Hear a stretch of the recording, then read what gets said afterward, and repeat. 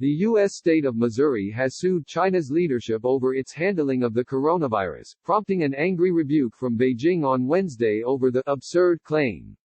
Missouri is seeking damages over what it described as deliberate deception and insufficient action to stop the pandemic. The first-of-a-kind state lawsuit comes amid calls in the U.S. Congress to punish China and a campaign by President Donald Trump to focus on Beijing's role as he faces criticism over his own handling of the crisis. Missouri, led by Trump's Republican Party, filed a lawsuit in a federal court seeking an unspecified amount in damages and an injunction on continuing actions by China that are alleged to include hoarding of protective equipment. The Chinese government lied to the world about the danger and contagious nature of COVID-19, silenced whistleblowers and did little to stop the spread of the disease, Missouri Attorney General Eric Schmidt said. They must be held accountable for their actions, he said. The lawsuit says Missouri and its residents suffered possibly tens of billions of dollars in economic damages, and seeks cash compensation. It also accuses the Chinese government of making the pandemic worse by hoarding masks and other personal protective equipment (PPE). Missouri addressed the issue by suing the governing Communist Party, arguing that it is not formally an organ of the Chinese state.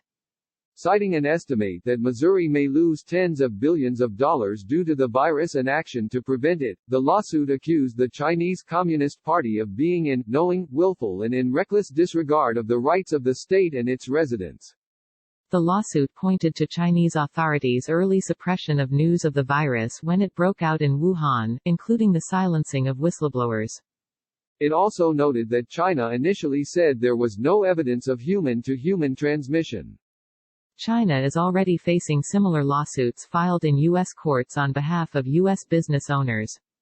The lawsuit's chances of success are far from certain as U.S. law, under the principle of sovereign immunity, generally forbids court action against foreign governments.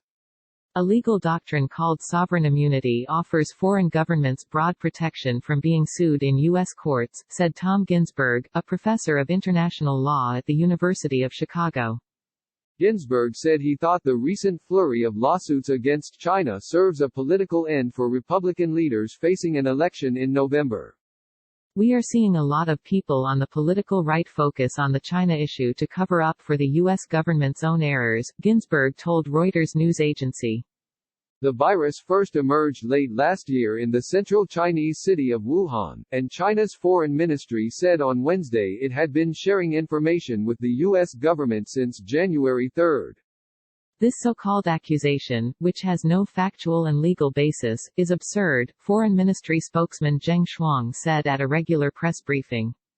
Since the outbreak began, the Chinese government has always acted in an open, transparent and responsible way, he said. Despite Trump's heavy criticism of China, his administration has been lukewarm about efforts to take action against Beijing, mindful that the Asian power is a significant source of masks and other medical supplies desperately needed by the U.S. Under its conservative leadership, Missouri has imposed fewer COVID-19 restrictions than most U.S. states, including allowing businesses to remain open as long as they limit the number of people present and ensure space between them. Missouri as of Tuesday had reported 189 COVID-19 deaths, half of them in St. Louis.